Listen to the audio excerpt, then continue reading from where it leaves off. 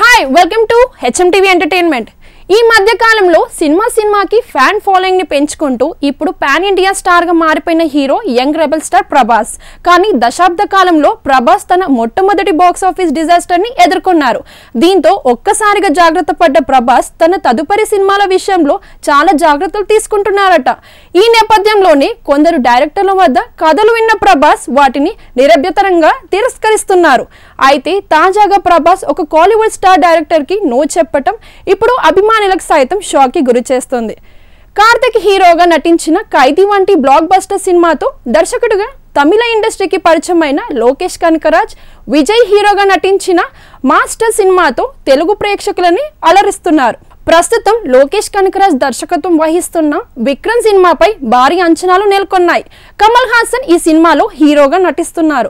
తాజా సమాచారం ప్రకారం లోకేష్ కనకరాజ్ ఈ మధ్యనే ప్రభాస్ ను సంప్రదించి ఒక స్క్రిప్ట్ వినిపించాడట. హైదరాబాద్ లో ఒక వారం పాటు ఉన్న లోకేష్ ప్రభాస్ కి ఓసారి సాలిడ్ నెరేషన్ ఇచ్చారట. కానీ బాహుబలి లాంటి సినిమాల కోసం ఎదురు చూస్తున్న ప్రభాస్ ఈ సినిమాకి నో చెప్పేశారట.